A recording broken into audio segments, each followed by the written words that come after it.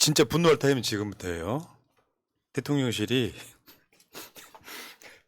나 대통령실의 대변인 이번에 문화일보 출신 하나 있잖아. 그 사람이 이번 외교는 일본인의 마음을 얻는 데 성공했다. 웃기지 않아요? 구체적으로 누구 어떤 일본인인지 진짜 궁금합니다, 진짜. 일본인의 마음을 얻는 데 성공했다. 이 말 자체가 상상을 초월한 모자란 생각이라는 거죠. 아니, 자기 나라 국민들 마음도 못 얻었으면서 일본 사람들이 기분 좋아해 주니까 좋더라 이 이야기 아니에요. 그러니까 일본인의 마음을 여는데 성공했다고 그 내미는 증거가 너무 가짜잖아요. 그러니까 저 사진도 정말 적절하지 호텔 않습니까? 직원들이 나와서 박수 쳤다. 그게 일본인들의 마음을 열었다는 증거로 이야기를 하는 거예요. 그럼 말이 됩니까 그게? 공항 직원들까지 박수를 쳤다고. 아, 그 다 돈 받고 일하는 직원들 아닙니까? 자, 이도훈 대통령실 대변인. 호텔의 모든 직원들이 일렬로 도열해서 대통령 일행이 떠난 후까지 계속 박수를 쳤습니다. 공항 직원들도 박수를 보내주고 있었습니다. 이 정도면 일본인의 마음을 여는데 어느 정도 성공했잖아. 이런. 나 진짜 이거 번역돼가지고 일본 언론에 실어질까봐 정말 걱정이 되는 거. 이거 대통령실에서 오피셜로 한 발언입니다. 네. 얼마나 그 일본 애들끼리 비웃고 있겠습니까? 아니 저게 뭐예요? 아니 저는 이 인터뷰를 보고 딱 처음 드는 생각이 우리가 일본의 마음을 왜 열어야 되지라는 궁금증이 가장 먼저 생겼습니다. 왜? 그러니까 그거잖아요. 지금까지 한일 관계가 일본이 말도 안 되는 주장을 하면서 경색됐던 거잖아요. 근데 그 일본 사람들 마음을 얻었다는 게 자랑일 수 있는 거예요? 근데 그 자랑도 지금 예시를 든 게 호텔이나 지금 그 뭐 온천 여행 같은 데 가도 거기 료칸에서요 직원들 떠나갈 때 다 박수 쳐주고 안녕 이거 해줘요. 근데 이게 대통령이라서 좀 더 많은 사람이 나올 수는 있었겠지. 근데 이걸 가지고 일본인의 마음을 얻었다? 근데 이전에 문재인 대통령 순방 갈 때 생각해 보시면 각 나라마다 교민들이 엄청 나와서 플랜카드 흔들고 막 합니다. 윤 대통령 나갈 때, 윤석열 나갈 때 우리 그런 거 본 적 있나요? 그러니까 하다못해 교민들은 한 명도 안 나왔고 호텔 직원들 박수 쳐준 거 가지고 지금 자랑하고 있는 거예요. 좀 어처구니가 없어가지고. 그러니까 자랑할 게 그만큼 없다는 거죠. 이번 외교는 굉장한 성과를 거뒀습니다. 일본인들의 마음을 열었습니다. 도대체 뭐야? 아니, 실제로 이 대통령실에서 이야기하는 일본인들의 마음이라는 건 그 극우 정치인들, 그러니까 그 총리를 비롯한 나머지 그 정치인들의 마음을 열었다고 이야기를 하고 싶겠지만 사실 그것도 실패한 거 아닙니까? 결국에는 경제상이 뭐라고요? 두고 보겠다, 지켜보겠다. 다 지금 다 그런 식 아닙니까? 예. 근데 아까 그 대통령실에 있는 찐 일본인 김태효상 얘가 저 YTN 나와서 한 말이에요. 우리가 이렇게 결정을 하려고 한다 했을 때 사실 일본이 깜짝 놀랐습니다. 이렇게 하면 한국 국내 정치에서 괜찮을지 모르겠는데 우리로서는 이것이 학수고 대하던 해법인 것 같다. 이거 일본의 반응인 거예요. 그러니까 일본 사람이 저 말을 했다는 거잖아요. 그러니까.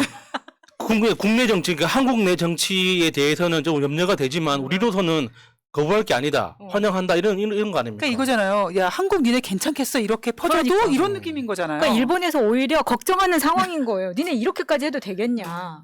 그러니까 아까 그 대통령실 대변인의 말이랑 맥락을 갖춰보면 일본 사람들의 마음을 얻었다고 하는 게 왜 이런 거 있잖아요. 이게 일반 돈 많은 사람이 가난한 사람을 위해서 기부하는 게 아니잖아요. 그런 경우에는 돈 많은 사람이 기부를 했을 때 돈 많은 사람이 뭐 칭찬 외에 얻는 건 없어요. 딱 그 상황인 거예요. 돈 많은 사람이 가난한 사람을 위해서 기부했을 때는 가난한 사람들이 와 이거 정말 고마운 일이더라고 박수 치는 그런 경우에는 이게 해당이 되지만 외교관계는 그렇다잖아. 51대 49로 뭔가 주고받는 조금 더 많이 가져갈 수는 있으나 또 다른 이득이 생기는 문제인데 얘네들 그렇잖아요. 여기서 얻은 이득이 뭐냐 그랬더니 우리의 미래.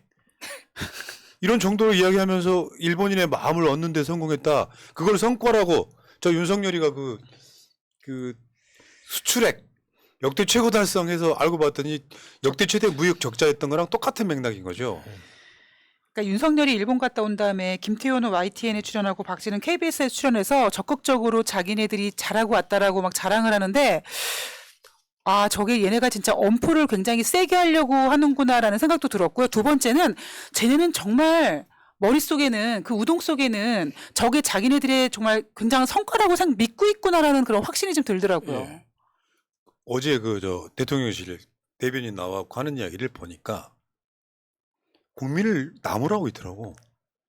요즘 세상 어떻게 돌아가는지 물정을 모르는 국민들이 그렇게 발을 얘기했어. 낸다고 이렇게 이야기를 하더라고요. 국제 질서 변화에 큰 판을 읽지 못한 거야, 니들이.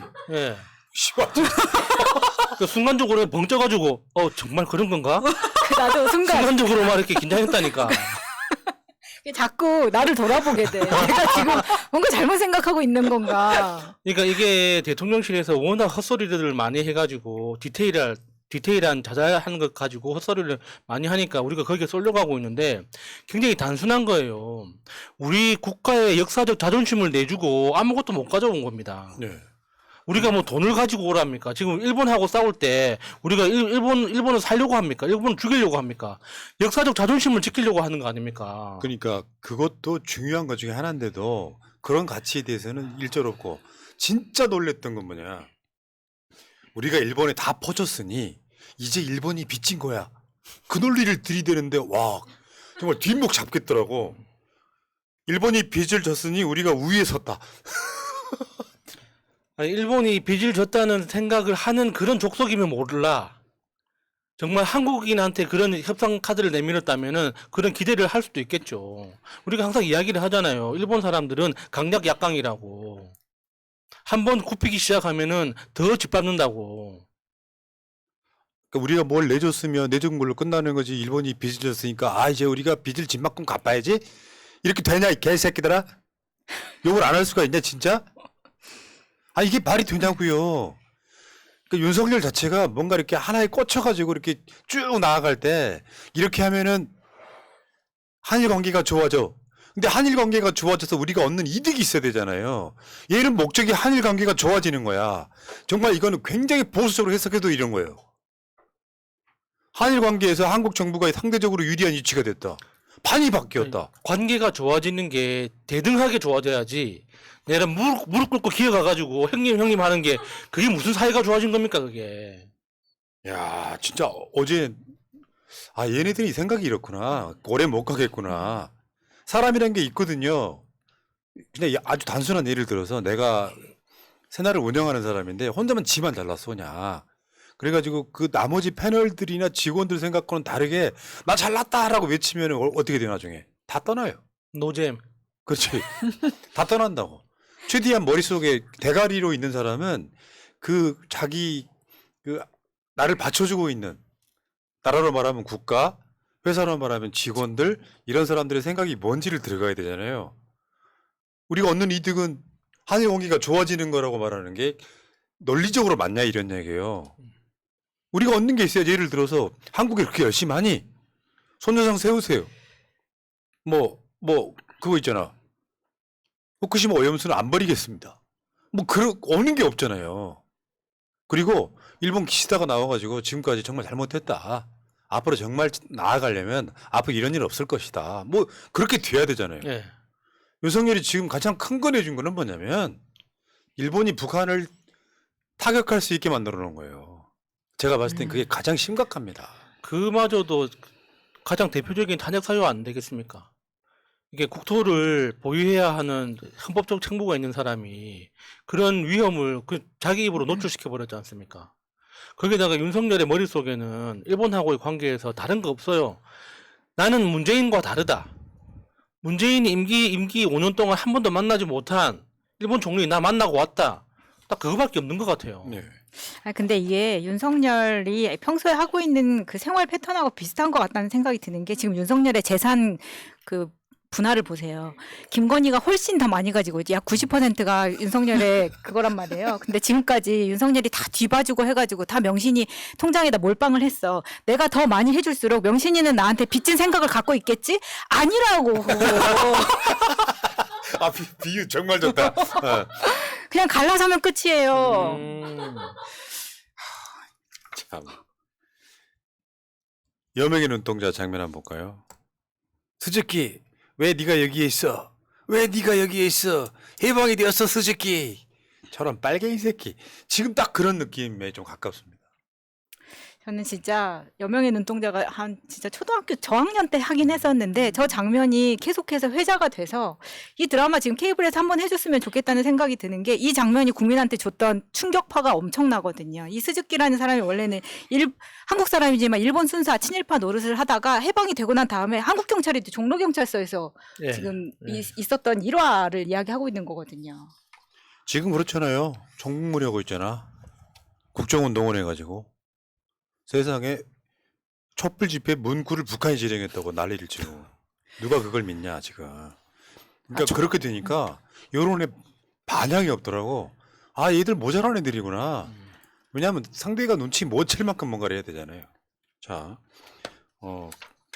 실제로 이번에 윤석열이 폭탄주 하나 마신 거 아니에요? 나 그 부끄러워서 진짜 소주를 갖고 갔다는 거 아니야?